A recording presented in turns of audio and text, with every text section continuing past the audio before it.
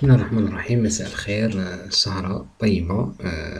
جبنا لكم جديد الهجرة إلى كيبيك. كما تعلمون هناك دائما جديد للهجرة إلى كندا والهجرة إلى محافظة كيبيك. الأشخاص الذين قدموا ان دي اي أو ديكلاراسيون دانتيغي في فضاء أريما وينتظرون دعوة جبنا لهم الجديد، والأشخاص الذين يرغبون في التقديم على مقاطعة كيبيك أيضا هناك الجديد. الجديد يتمثل في أكبر سحب للمهاجرين في سنة 2021، حيث تم سحب حوالي 555 أو أكثر من المقدمين على الهجرة في فضاء أريما. بدون أي ندخل على التفاصيل، أولا ندعوكم إلى الاشتراك في القناة وتفعيل خاصية الجرس.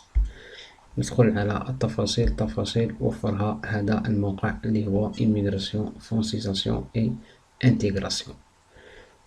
هذه هي التفاصيل. كما تشاهدون هذا السحب جرى في 12 أوت 2021.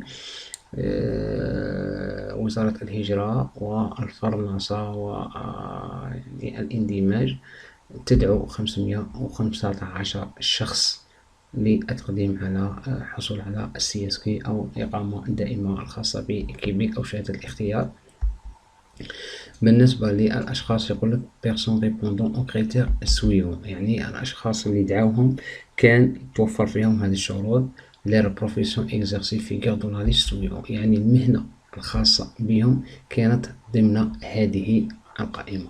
هذا النوك اللي ميعرفش النوك، رانا تحدثنا على النوك وهو موجود في القناة، موجود فيديو خاص يتحدث على النوك. يمكن ترجع لهذا الفيديو وتعرف كيف تجد النوك الخاص بك والخاص بالهجرة إلى كندا. هذا بالنسبة لي النوك. قلنا هذه هي المهن كما تشاهدون: جيستيونير دو سيستيم انفورماتيك، انجينير إلكتريسيان، ingénieur d'industrie de fabrication, ingénieur informaticien, analyse et consultant en informatique, analyse de base données et administrateur des bases de données, ingénieur concepteur en logiciel, programmeur, développeur, concepteur, conceptrice développement web,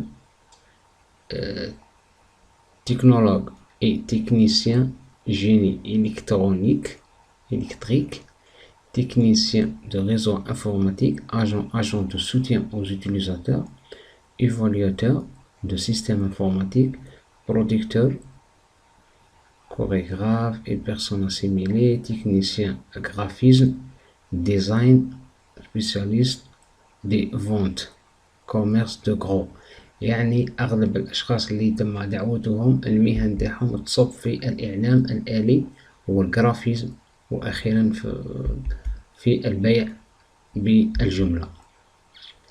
أيضا l'avion un pointage égal ou supérieur à 591 points، يعني هاد الأشخاص مجموع النقاط الخاص بهم كان 591 نقطة، يعني أقل شيء كان 591 فما فوق. الأشخاص اللي دعوهم كان عندهم 591 سكور أو نقطة. personnes répondant aux critères suivants، أيضا هاد الأشخاص كانت توفر فيهم ماذا؟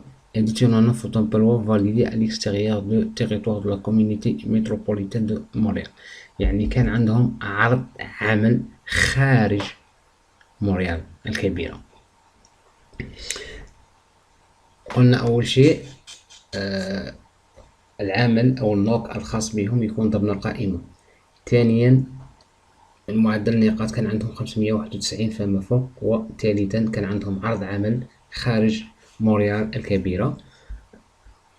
الآن رابعا personne visée par l'article 26 و personne visée par l'article 47.